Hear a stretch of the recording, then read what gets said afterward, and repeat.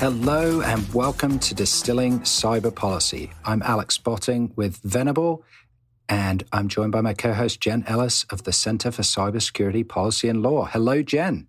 Hey, Alex. How's it going?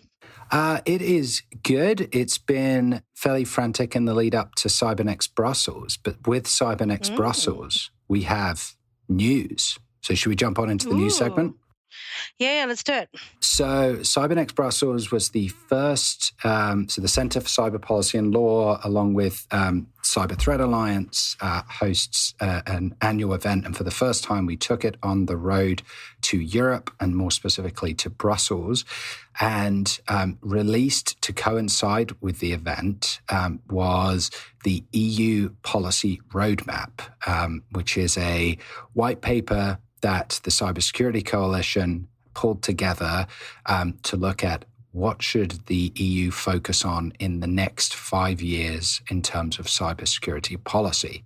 We have elections coming up in June, so we sort of bring to a close the last 5 years of that mandate, and we move into a new mandate for the next 5 years. So elections for who's going to lead the EU? The European Parliament in particular, yeah. Okay. So we figured we'd come up with some ideas, and boy, do we have ideas, Jen. so many. I already have them good. So many ideas. I'd like to think some of them are. So the report, which is the report is That's such a British answer. if they're not, that's quite sad given the amount of time that we've put into this document. Right. But we'll let the listeners be the judge. So the report you'll be able to find on the website, both the Cybersecurity Coalition, but also the Center for Cybersecurity Policy and Law. We broke the document out into a bit of a backwards look. You know, what has the EU done over the past few years? In particular, the Cyber Resilience What Act. has the EU done over the past few years? It's been a busy one. The EU has not been like resting on its laurels where the cybers are concerned.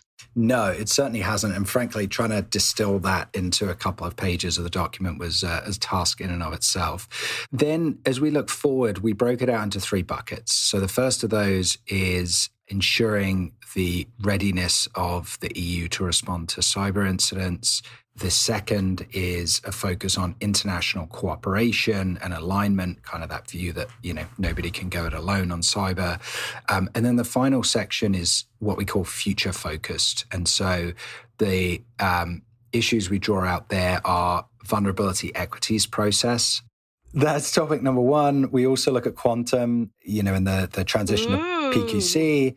PQC, for those who are less familiar, is post-quantum cryptography and is a distinction from quantum computing. So we're not talking about infrastructure, we're talking about the ability to protect the privacy of information, correct? Correct. And then finally, AI, the topic none of us can get away from, but obviously is very important.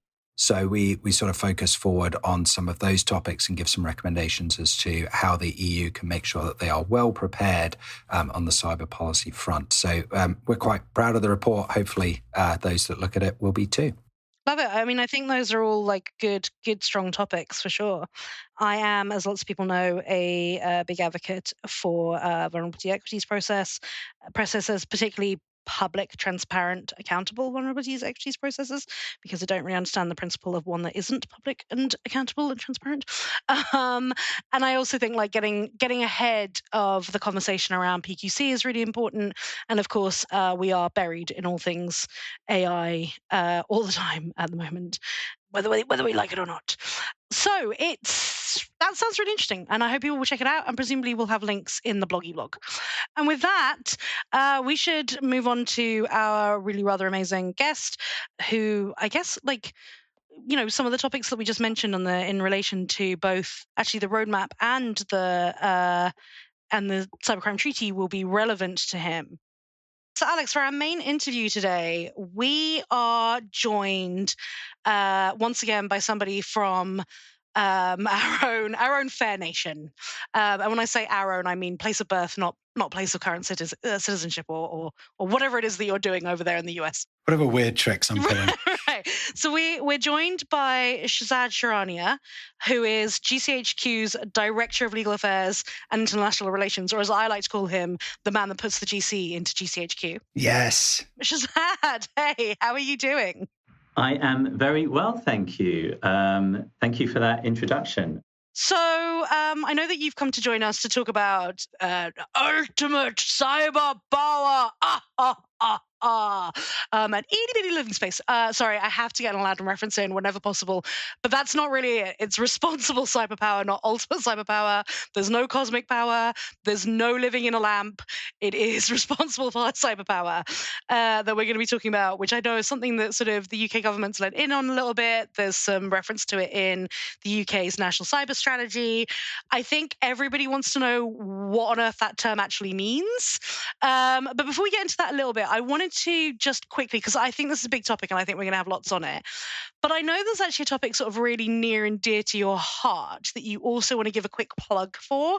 And look, I'm all about the shameless plug. That's actually not true at all. I normally say no shameless plugs, but I think this one's a very worthwhile and important one.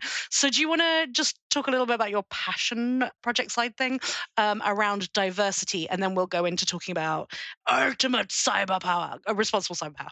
Yeah, well, first of all, thank you so much for having me on the podcast, Jen and Alex. I'm an avid listener. I think it's great and a really important addition to the market of cyber podcasts. That's really kind of you. We love that. Thanks. Yeah, look, diversity in cyber is a real passion of mine. And look, it's not even that it's a personal goal. It's part of our national cyber strategy. It's central to how we think about the ecosystem. But also for GCHQ, equality, diversity, inclusion is one of our 5 transformational priorities, and it runs through everything we do. And I spend a lot of time in this space. We need to do a lot better, to be clear. We are by no means where we want to be on a number of protected characteristics in terms of how we as an organization represent the country. We need to do better on gender. We need to do better on ethnic minority representation. And part of why we're not doing well, in particular on ethnic minority representation, is to do with our history and some pretty draconian rules that we've had in place on parental and grandparent nationality. But we're doing a lot of work in this space. That sounds like insanity. You to use the word draconian in connection with anything to do with how we govern. No, it's crazy. I have to be honest. I wasn't even aware that was a that was a thing, Shehzad. Yeah, quite. So it was only in late 2002 that we removed a rule that said that to work at GCHQ, one of your parents needs to have come from a country on an approved list. I think what happened, the situation at GCHQ, and actually all 3 intelligence agencies, to be clear, was that list from where at least one parent had to be from was made up of all the countries in the Commonwealth, the EU and the US. And it was about kind of a sense of loyalty to the UK, at least with the Commonwealth element of it. But of course, there are countries in the Commonwealth now that have no connection with the UK's history in terms of empire. And so it didn't really make sense for us to have a requirement that linked back to that. And we don't anymore. So that's great. I mean, before that, we had a rule that said all 4 of your grandparents had to be British, which would have meant that I wouldn't have been able to work here if that rule was still in place. And look, the point here, separate to the kind of rules, is that diversity saves lives. I mean, that's not an exaggeration. You just have to look at Bletchley Park during World War II.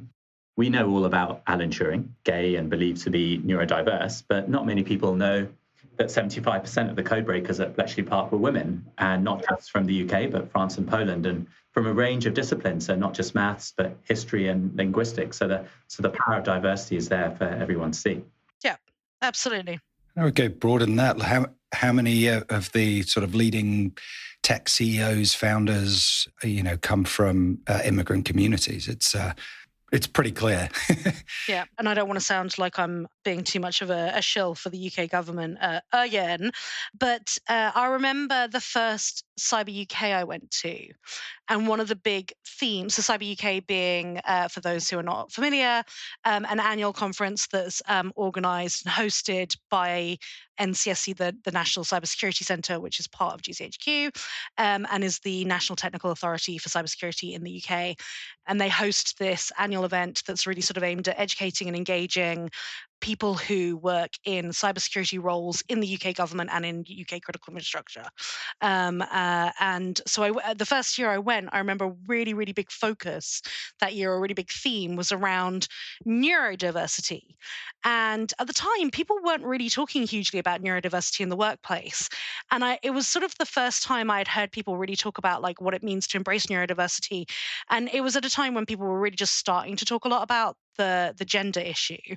And I was hearing a lot of like, very sweeping statements like, well, we need more women in cybersecurity so that we have more empathy. And I was like, oh, horrible, horrible, horrible. Let's not try and address diversity by talking about like sweeping generalizations around gender stereotyping, right? More women equals more empathy is not a good talk track. And so I was feeling kind of alienated by the diversity language. And then I went to Cyber UK and they started talking about what it means to have greater neurodiversity and to embrace that and to create safe spaces where people feel that they can work together. And I actually was really inspired by that. And it made me go back and think about the workspace I worked in and what diversity means to me. And I think we tend to think about diversity in very simplified terms often of gender or of point of origin, perhaps, and things that you can easily see. And I give really big props to entities like NCSC for moving that conversation in a different direction and looking a little bit deeper, and then also like highlighting, not only the benefits of it, but also the realities of it, like really what it means to say that you're going to do this. Because I think that isn't something that people have necessarily answered super well often. I agree with all of that, Jen. And I think you hit the nail on the head, which is that ultimately this isn't about numbers. It's about having the right mix of minds, which is essential to national security and keeping the country safe. But that right mix of minds has to come from people with diverse backgrounds, with diverse experiences and cultures, and that authenticity that comes with it. So it's not just a numbers game. It's about the background, cultures, and experiences that you bring to the table. Awesome. Very good. Thank you for sharing that with us. I think that's great. Thank you, too, for the plug for Cyber UK, which this year will be in Birmingham in the middle of May. And we've been all around the UK, and it's great to come back to England. Let's talk about responsible cyber power. What does it mean? What is cyber power? Yeah. So look, we live in a digital age, and an inevitable consequence of that is that cyberspace is an environment where global security issues are increasingly played out. So Russia, Ukraine is an obvious example of that. So the UK's ability to operate securely and effectively in cyberspace is critical to delivering our national goals. And at the same time, the UK's adversaries, and that includes states and non-state actors, are using cyberspace and digital technology to do us and others harm. So in the UK, we take the view that we can't leave cyberspace an uncontested space where adversaries operate with impunity. And that's where the concept of responsible cyber power or behavior comes in. And to be clear, I mean, this isn't a new concept. So you could go back to the UN context, the 2015 UN Group of Governmental Expert reports, which contains the 11 norms, rules, and principles for responsible cyber behavior. In fact, I think one of your previous guests, the Australian cyber ambassador, talked about this too when he was on your show, and it's now reflected in their strategy as well. I really do love somebody who actually listens and references past episodes. We will include a link to the episode with Brandon Dowling in our blog. Yeah, but I mean, just for the UK, the starting point for responsible cyber is a whole of government, whole of society approach to cyber, and it's why we broadened out what were previous government cyber security strategies going back to 2009 to the much more holistic, broader cyber strategy that we currently have. And that the vision of the UK's 2022 National Cyber Strategy is that the UK will continue to be a leading, responsible and democratic cyber power, able to protect and promote its interests in and through cyberspace in support of national goals. Do you think the word responsible is problematic in as much as what's responsible to one will not necessarily be responsible to another? It seems a little subjective, right? Yeah. So look, the word responsible, I think we have a sense of what it means to us, but also what we think it should mean more universally. What we say is central to the concept of responsible cyber power is cybersecurity. And hopefully that's something that isn't subjective, that everyone can get behind. So understanding the cyber risks, preventing cyber attacks, strengthening resilience at the national and organizational level to prepare for and respond to cyber attacks. Now, government can't do this alone. So another element of that responsibility is the necessity of partnerships with industry that we have and which are absolutely critical. And I mean, we say, so I think that's pretty objective. I mean, we say as the UK that there are kind of 4 principles that guide how we seek to live up to being a responsible cyber power. So that's legitimacy, accountability, transparency, and inclusivity. So legitimacy is basically, activity that's in line with domestic and international law.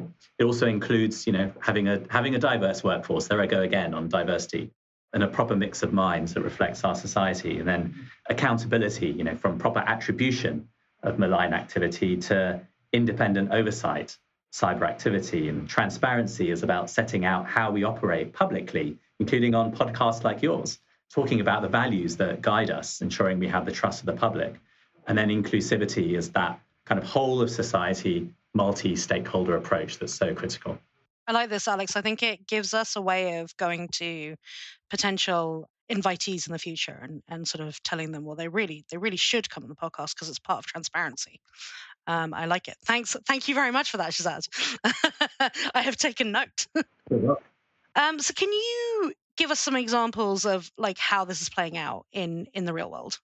Yeah. So, well, look, let's take cyber security as an example, because as I say, it's absolutely central to responsible cyber. We have to ensure that the UK develops the capability to defend itself through being at the forefront of developments in science and tech. So our leadership in AI safety through the Bletchley Park Summit earlier this year is hopefully one example of putting that into practice. Creating the market conditions for better security practices so that companies are best placed to defend themselves and consumers is another element. So our secure by design, secure by default work with allies is a really good example of work in this space. And I know that Kemba that you had on talked about this as well. And then working with the wider stakeholder community to shape the development of global digital technical standards, really critical to ensure that our values are baked in. So democracy, freedom of thought, freedom of speech, robust independent oversight. And then working at the international level to shape global governance and the development of international law in this space, something that's a particular passion of mine. And then as well as cybersecurity, the strategy states that we need to be able to contest our adversaries in cyberspace. So that includes detecting and deterring and disrupting adversaries through cyber operations, offensive cyber against actions that would otherwise seek to do us harm. Okay, so firstly, you talked about the development of international law. And, one of the things that, Alex and I have commented on before, we've been tracking the UN cybercrime treaty development. And we've sort of commented previously on the friction that exists there, where you've got, one school of thought that seems to be very focused on what I, coming from the security industry, would consider to be sort of traditional cybercrime, right? Things like ransomware attacks. There is a profit motivation and there is an adversary and it is a widespread problem, right? And then you have another school of thought that seems to be more about things like dealing with dissidents, speaking out, right? And that to us in the UK or the US probably doesn't feel like cybercrime in the same way, right? We don't categorize that in the same bucket. And so there's a friction there. How do you kind of drive any level of of alignment? How do you get to consensus on international law when you're dealing with such like basic fundamental misalignments on or disalignments on what it is you're actually trying to address? Yeah, particularly with offensive cyber too, where views are so polarized about it. But look, I think the first thing to say on this, and on which now there is consensus across the international community, is that international law applies to the cyber domain, existing international law. We therefore don't need new treaties, new sets of rules and regulations. Rather, the question is how existing law applies. So that's really where the debates are taking place and where some disagreements continue to exist. But I think what I would say is you go back to the principles that I talked about around responsible cyberpower and where transparency comes in. And this is where the importance of states setting out their positions on how international law applies to cyberspace. And I think there's 30-odd states that have done it, or at least 30-odd statements, most of which are states. But then the African Union just very recently has published a statement on how international law applies in cyberspace, which incorporates 50-odd states. So there are an increasingly high number of states that are doing this, and that can only be for the better, because once we have a sense of where different countries are on international law in cyberspace, that will help us come to a consensus on the thorny issues that exist out there. So how do you think we're doing in terms of making progress on these issues? Because, the applicability of international law in cyberspace is something that we've had, I believe, consensus around for a while now. And I will take a step back and say this is not an area that I spend most of my time working on. But just from a 30,000-foot view, it seems like we've made a lot of progress in terms of attribution versus, say, 10 years ago.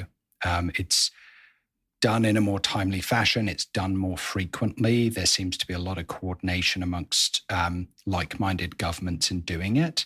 Not to say it's easy or perfect, but it seems that we're in a better place than we were 10 years ago.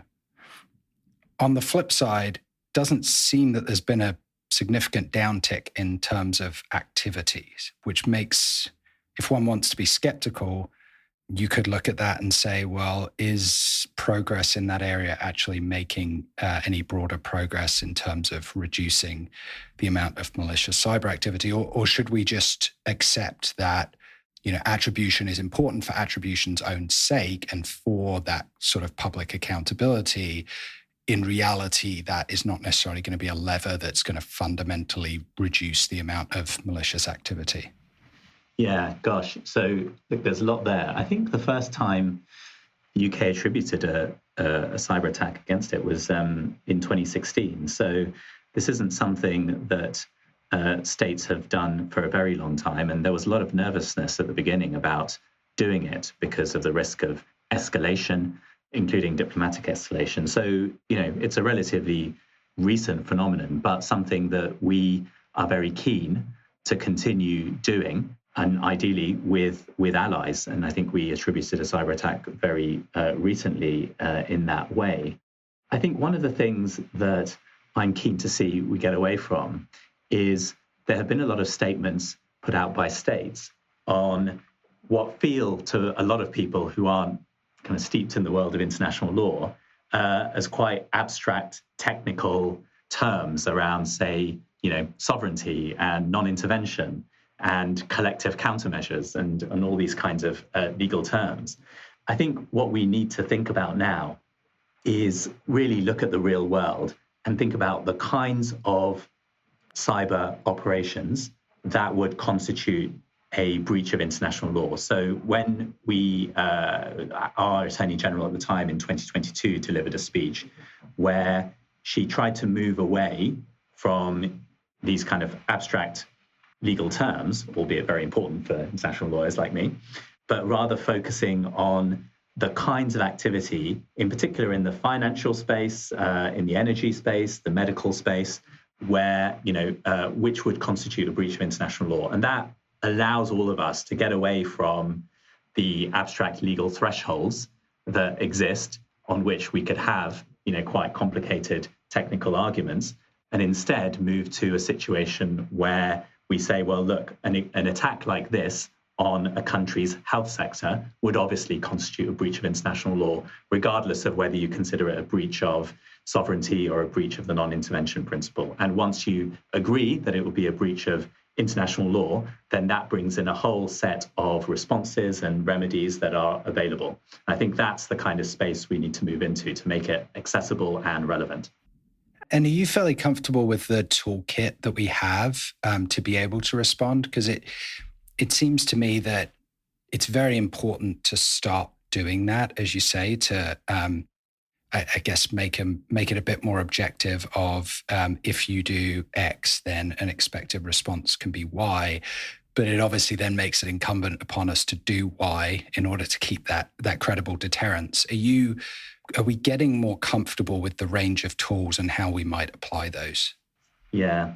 So look, this goes back to what I said earlier, which is central to that toolbox and central to responsible cyber power is good cybersecurity. And we just can't get away from that, the importance of that.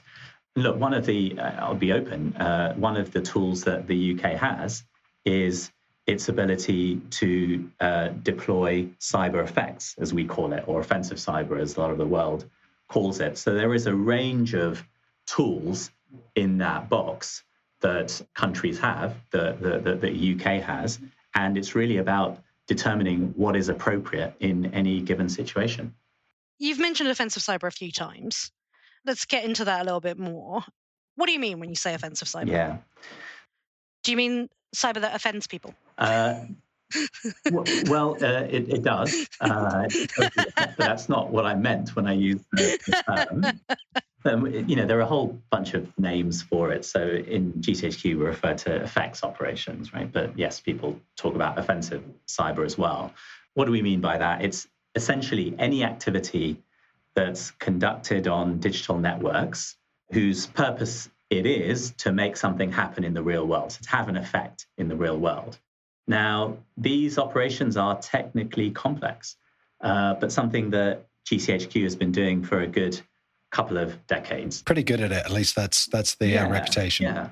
So to be clear, we're talking about stuff that we would commonly refer to as hacking, but in this case, we're talking specifically about government to government. Is that right? So not necessarily. It could be with respect to non-state actors, for example. But the action is undertaken either by a government or on behalf of a government. Sorry, yes, right? Yes. That's what we talk about when I talk about the UK or GCHQ conducting offensive cyber. And in that respect, we have the National Cyber Force, which is the UK's offensive cyber arm.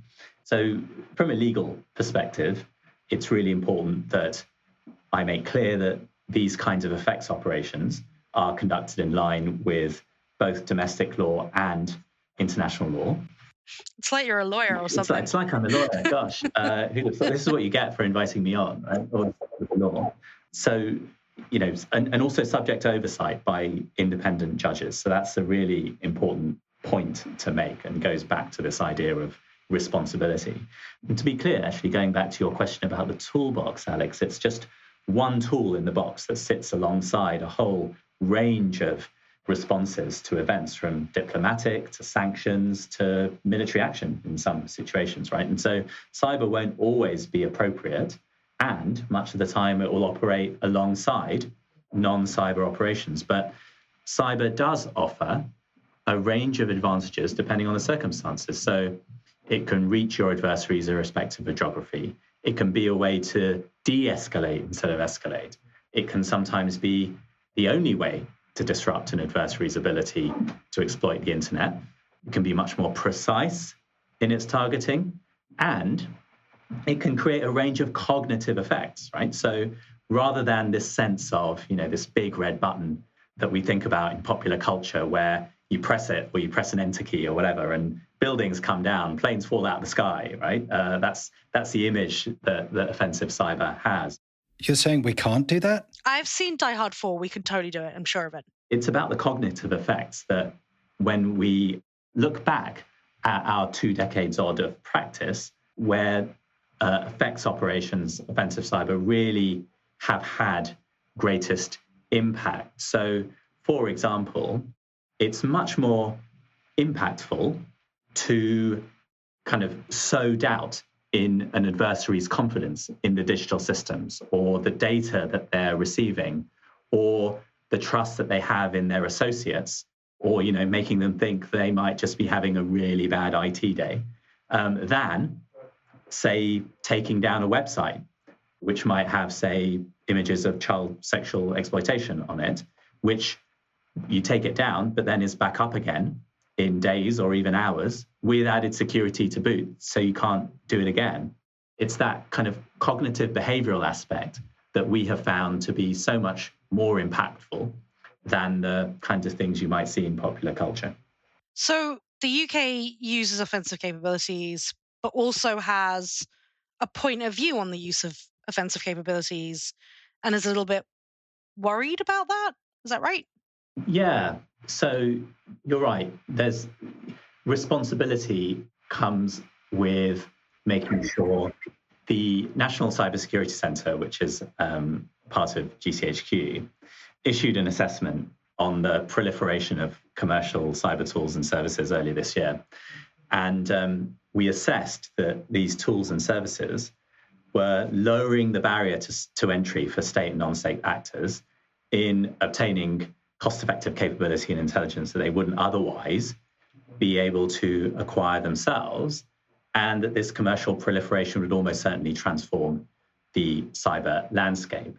And the reason why this is a problem is that we assess commercial spyware, for example, has almost certainly been used by some states in the targeting of journalists, human rights activists, political dissidents and opponents, and foreign government officials at scale.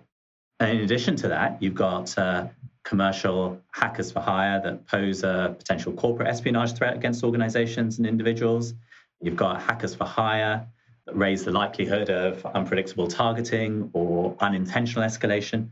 We assess that this proliferation of commercial cyber activity is going to result in an expanding number of elements for cybersecurity to detect and mitigate, and at the same time, a similarly expanding number and type of victims. But look, this is us raising the alarm bell, basically, not just on your behalf, and saying that we need to take action now on this.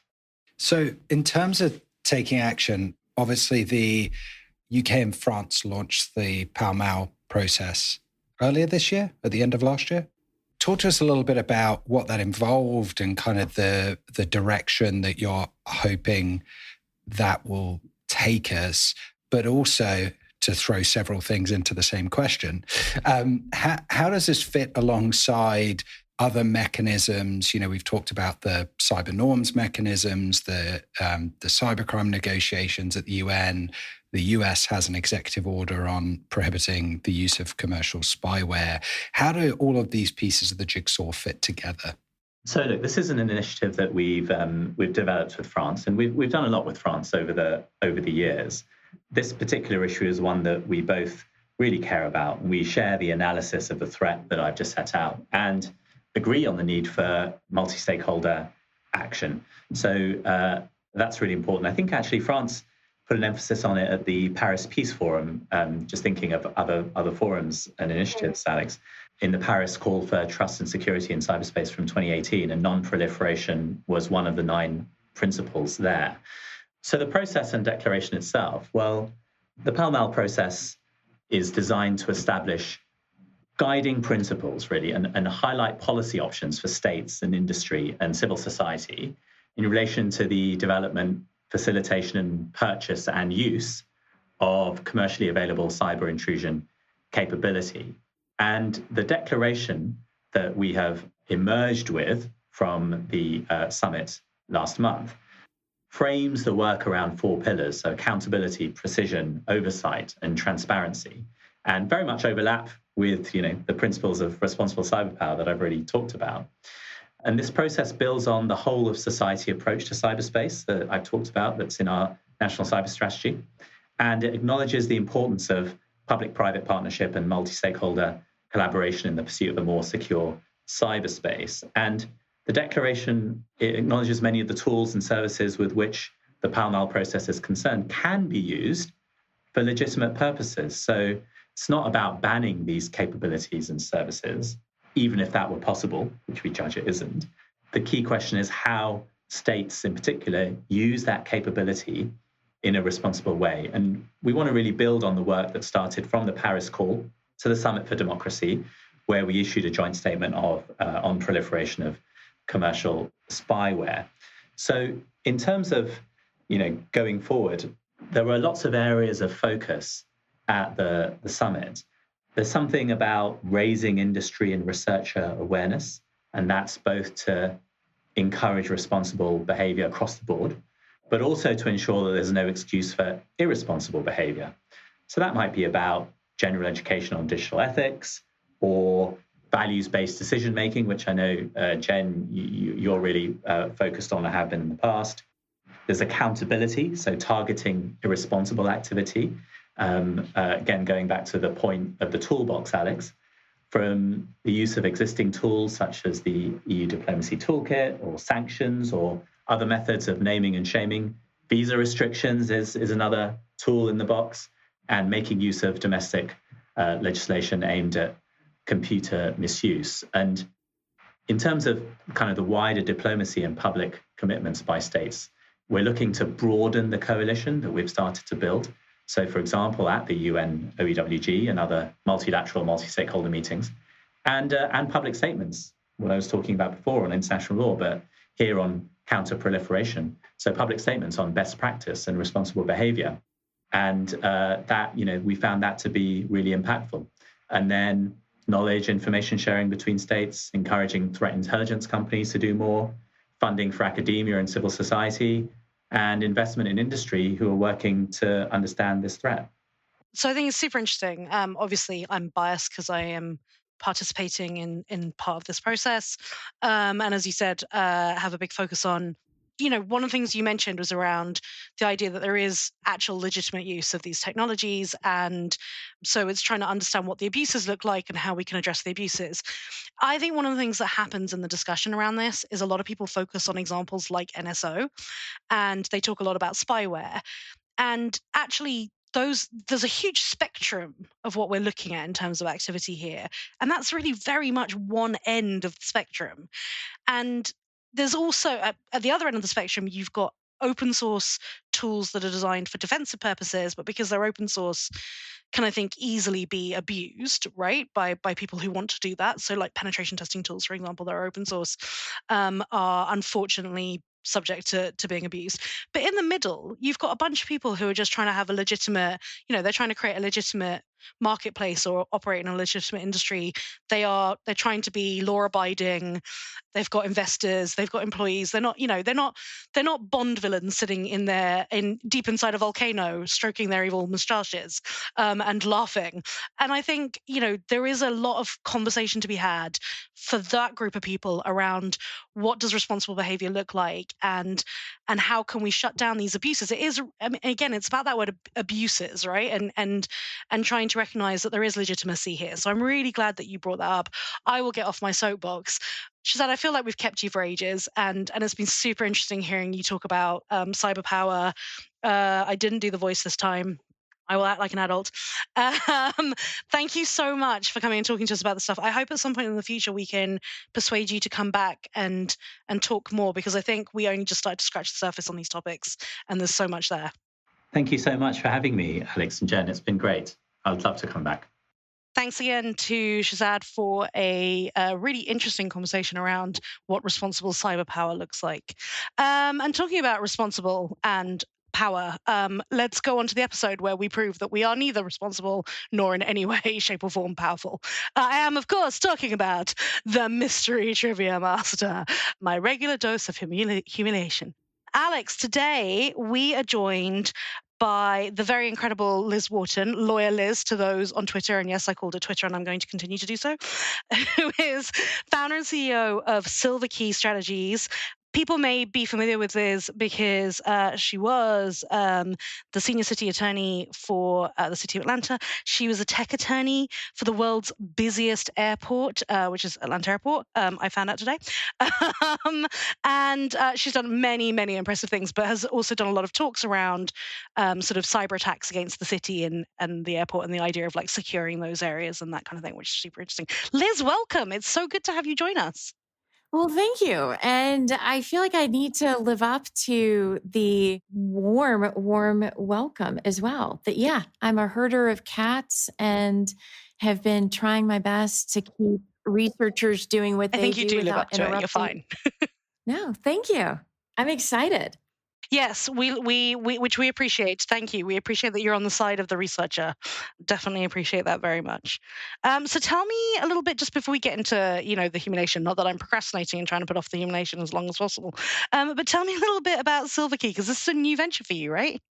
It is. And so previously, once I left the city, I was working with kind of embedded with different startups in the threat intelligence, cybersecurity space, and serving as the adult in the room is the best way to describe it. So serving as head of operations, general counsel, and doing those non-fingers on keyboards things. And with Silver Key, I decided having one circus was not enough. And instead, let's get lots of circuses, lots of monkeys that would be my own. And so I'm doing the fractional COO consulting thing. And cool. I'm paying a lot of money to cover up the gray hairs that they would otherwise be causing, but I love it. So you're the grown up in many rooms now. Exactly. Unlike me, who's the grown up in no rooms. I was going to say, what's that like to be hired as a grown up? It is fun and challenging, and I just have to remember which jokes I've already told which clients, because I only have such a good one. So many. Like I have such a limited repertoire, and I can tell when they start rolling their eyes, going, "Liz, you already used that example." Like, oh. My bad. As an aficionado of the dad joke, I totally sympathize with that. The struggle is real. I clearly have no problem in just telling my jokes over and over and over again, as you guys are all aware. I see no harm in this. I mean, your putting the GC in GCHQ earlier in this episode was top notch. Thanks. I feel like that's a career highlight for you from me. So I will, I'll take the plaudits where they come, frankly. All right. So on that note, the plaudits that won't come. Let's get into it and get the pain over and done with. Liz, what have you got for us? And thank you, by the way, for doing this. No, it's my pleasure. You're allowing me to nerd out a little bit because we're going to jump in the way back machine, so to speak. And back in 1997. There was what led to the first Department of Justice, DOJ, prosecution of a juvenile for hacking. And they took out the phone systems for about 600 customers. But what critical infrastructure aspect of their attack or their hack really led to the crux of the DOJ's prosecution? So it's what part of critical infrastructure did they target that DOJ was then able to prosecute them for? Yeah. Is that the question? So they took out the phone systems, but really it was hitting this one thing that it's the lead of the indictment. And they said, hey, they did some other stuff. We don't care about that, or we care. In fact, if you read some of the, again, Wayback Machines, where their computers are not toys for the entertainment of teenagers. Hacking a computer or telephone. That's clearly a lie. Tremendous risk. And I mean, it's just this, they're shaking their fist. This was not the first. The juvenile involved in this incident actually didn't serve any jail time. that wouldn't happen for, I think, 3 years later, till 2000, when you had the first conviction and jail time. So this was 97. And they basically overrode some telephone switches, which was all fun and games until they hit this part of critical infrastructure for 6 hours. So I'm going to throw out a random example, or a random answer, but I've got a sense that Inez or Jen may have a much better answer. The financial sector, just knowing DOJ financial crimes are always easier to prosecute. Close. Financial impact. Yeah, maybe. But yeah, Jen. I just feel like it would be remiss to not make a War Games reference, right? And say that it clearly was the nuclear armament system that they got somehow by whistling down a phone or whatever it was that they were doing. I think it's not the right answer, but I feel like it would also be not okay for me to not say that. And then I'm also just going to add momentarily, mixing my movie metaphors, hack the planet. So I feel like it is definitely something governmenty, but I don't think I've got it. But I also don't think I'm going to get it because, as we know, my brain is broken and I can't remember anything, even things that I have clearly read about and know about. So I think we should play the Ask Inez card. And no doubt our all-powerful producer will instantly know the answer. What do you think, Alex? Go for it. I sure as heck don't. Perfect. Inez, where did we go wrong? So if I'm remembering correctly... And you will be. In addition to taking those 600 or so houses offline, that juvenile also got in and disrupted the communication system of an air traffic control center at an airport. Bingo! I mean, I should have guessed that, given Seriously? your background. Yeah. Exactly. It did occur to me. Yeah. And then I thought, nah. You know why I thought, nah? It's because fast forward, so you said this is 97. Yeah. Fast forward to, 2017, 18, 19, when we were working on aircraft security, and it really didn't seem like the industry had any wake-up calls on this topic. So I'm shocked, I tell you, shocked. Absolutely. But that was brilliant. So the point goes to Inez as usual. I am so excited that, yes, it took off, because one of the things air traffic control, the towers use, is the printer. Print out a little piece of paper with the flight details. And depending on which tower we're talking about, that piece of paper gets hand walked between each of the controllers as the flight goes through the airspace. And so if you can't print, and that's where the DOJ became really annoyed, but that system is still in place today in a lot of the towers in the airports. Amazing. But yeah. So they really didn't learn anything. They did not. Amazing. Other than maybe it needs to be on a different network than the rest of the phone systems in the tower. Fantastic. Liz, this is great. Thank you so much for coming and contributing to the overarching humiliation of Jen and Alex. We very much appreciate it. Inez, thank you for, as usual, demonstrating that you know a lot more than us and that younger people's brains work a lot better than older people's brains. I'm going to go and quietly cry in a corner about that somewhere. Again, thank you to our guest this week, Shehzad Charania from GCHQ. And as usual, thank you to you, our listeners. If you have topics that you want us to cover, or you want to volunteer to be a Mystery Trivia Master, get in touch with us. You know how by now. And until next episode.